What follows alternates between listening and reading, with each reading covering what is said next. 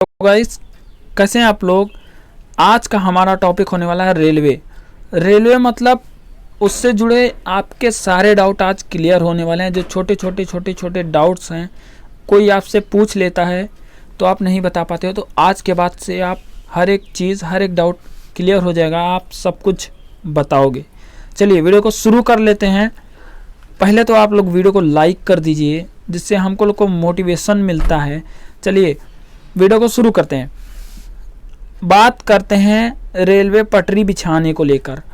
तो रेलवे पटरी बिछाने में आखिर कितना खर्चा आता होगा, सबके मन में आता है हमेशा से ये सवाल कि आखिर रेलवे पटरी बिछाने में कितना खर्चा आता होगा। तो 1 किलोमीटर पटरी बिछाने में रेलवे का 30 करोड़ रुपए का खर्चा आता है। 1 किलोमीटर पटरी बिछाने में रेलवे का 30 करोड़ का खर्चा आता है। लेकिन ये निर्भर करता है कि रास्ते में कहीं पहाड़ तो नहीं है। अगर कहीं रास्ते में पहाड़ होता है तो वो खर्चा और बढ़ जाता है। चलिए बात कर लेते हैं हम बिजली के ऊपर। आखिर बिजली का कितना खर्चा लगता होगा। तो बिजली का भी भैया मेरे कम नहीं लगता है। बिजली का 1 किलोमीटर बिछाने में 1 करोड़ रुपए का खर्चा लगता है। टोटल खंभा से लेकर तार, मतलब ऑल टोटल खर्चा 1 किलोमीटर बिछाने में 1 करोड़ रुपए लग जाता है। कितना? 1 करोड़ रुपए बिजली का भी लग जाता है। मतलब अगर काउंट किया जाए तो 1 किलोमीटर बिछाने में 30 करोड़ वो और 1 करोड़ ये, मतलब 31 करोड़ रुपए लगते हैं। चलिए अगला डाउट हम क्लियर करते हैं।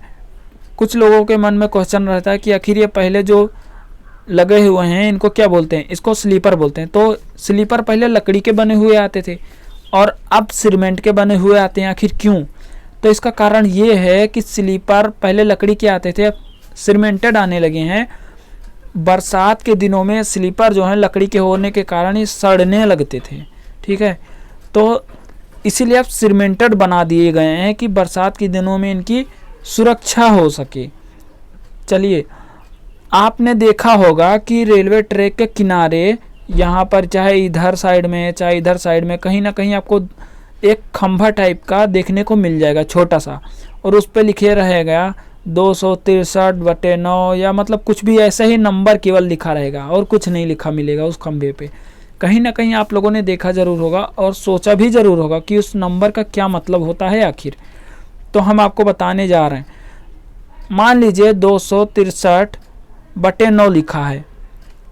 अब जो ड्राइवर है, गाड़ी चला रहा है, उसको दिखा कहीं खराबी कि भाई हाँ यहाँ पर ख़राब है। उसने झट से देखा कि यहाँ किनारे खंभे पे क्या लिखा है। वहाँ लिखा था 263/9। उसने नोट कर लिया। अब वो जब जाएगा रेलवे प्लेटफॉर्म पे बताएगा भाई 263/9 पे ये खराबी है, उसको सही करवाइए। रेलवे गया और सही हो गया झट से। अगर मान लीजिए ये खंभे ना लगे होते, छोटे छोटे, ये नंबर ना लिखे होते, तो कैसे होता? तो ड्राइवर गांव का या नाम याद रखना पड़ता, बताता रेलवे पे जाके कि भाई इस गांव में ये खराबी है, जाइए उसको सही करवाइए। अब ड्राइवर तो भाई नया है उस ट्रैक पे, कैसे पता चलेगा कि एग्जैक्ट लोकेशन क्या है। तो इसीलिए ये छोटे छोटे खंभे लगाए जाते हैं और उस पर नंबरिंग कर दी जाती है। चलिए आगे बढ़ते हैं। आखिर ट्रेन चलते चलते पटरी कैसे बदल लेती है। ट्रेन आखिर चलते चलते पटरी कैसे बदल लेती है। तो देखिए, सबसे पहले तो आपको बता दें कि पहले क्या होता था कि पहले बदलना पड़ता था। मान लीजिए कहीं से ट्रेन आ रही है तो यहाँ पर कुछ लोहे का खंभा टाइप का, मतलब लोहा रॉड टाइप का लगा रहता था। तो एक आदमी आता था और उसको खींच के नीचे या ऊपर कहीं भी करता था, तो यह पटरी जो है ना ये सट जाती थी। अगर सटी रहती थी तो खुल जाती थी। तो मतलब ये ट्रैक पटरी मतलब बदल जाती थी। जिस ट्रैक पे ट्रेन को भेजना है वो हो जाता था। और अब क्या हो रहा है, अब ये मशीन द्वारा होता है। ठीक है, अब रेलवे वहीं बैठे बैठे इसको कर लेता है। तो अब बात करते हैं आखिर बदलता कैसे है। मान लीजिए ये ट्रेन है और इधर से जा रही है ट्रेन, ठीक है, और इसको रेलवे ने बदल दिया है। ये उधर सटा हुआ था और अब इधर खिसक गया है। अब ट्रेन इस पटरी पे है, अब बदलेगी कैसे? अगर ये चिपक गया है, ठीक है, अब ट्रेन जो है वो सट के चलती है। ठीक है, अंदर से सट के चलती है। बाहर से गोल रहेगा और अंदर से थोड़ा सा भाग निकला हुआ रहेगा दोनों तरफ से। तो क्या होता है, ये जो है ना छूटा हुआ, अब जब इस पे ट्रेन जाएगी तो अंदर से ट्रेन सट के चलती है, बाहर से सट के नहीं चलती है ना, अंदर से दोनों तरफ से सट के चलती है। और जब ये थोड़ा सा इधर भाग छूट गया और इधर भाग सट गया तो क्या होगा, इधर वाला जो अंदर का सटा हुआ भाग है वो इस पर आ जाएगा, इधर चला जाएगा, और जो इधर वाला भाग है ये भी इस पर चला जाएगा। ठीक है, क्योंकि अंदर से सट के चल रहा है ना, तो इस ट्रैक पर चला जाएगा, मतलब ट्रेन सीधे चली जाएगी। अगर ये उधर सट गया होता या इधर छूट गया होता तो ट्रेन इस ट्रैक पे चली जाती। मतलब ट्रेन अंदर से सट के चलती है, जिस कारण से ये बदलता रहता है। इसके और ट्रेन का जो अंदर का भाग रहता है ना, थोड़ा सा निकला हुआ रहता है, उसके इन दोनों से ट्रेन का जो ट्रैक है ना बदल जाता है। बाकी ट्रेन में कोई हैंडल नहीं रहता है घुमाने के लिए कि भाई इधर घुमा दिया उधर घुमा दिया, ऐसा कुछ नहीं होता है।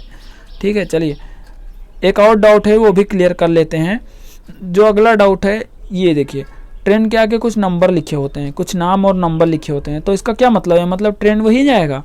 नहीं, इसका ये मतलब नहीं है। इसका मतलब ये है कि ट्रेन का जो इंजन है वो कहाँ से आया। मान लीजिए हरदोई लिखा है ट्रेन के आगे, हरदोई 264, तो इसका ये मतलब है कि हरदोई का ये इंजन है और इस बोगी में लगा है। ठीक है, इसका मतलब ये नहीं है कि ट्रेन वहाँ जाएगा, इसका मतलब ये है कि हरदोई का इंजन है। मतलब जहाँ का इंजन है उसका पहचान करने के लिए लिखा रहता है कि आखिर ये इंजन इस समय किस ट्रैक में लगा हुआ है, पहचान करने के लिए कि बस केवल इंजन के सामने ज़िले का नाम लिखा रहता है जहाँ का इंजन है। चलिए, मुझे आशा है कि ये वीडियो, छोटी सी वीडियो आपको पसंद आई होगी। अगर पसंद आई है तो अभी तुरंत लाइक करना ना भूलें और चैनल पर नए हैं तो सब्सक्राइब कर लीजिए।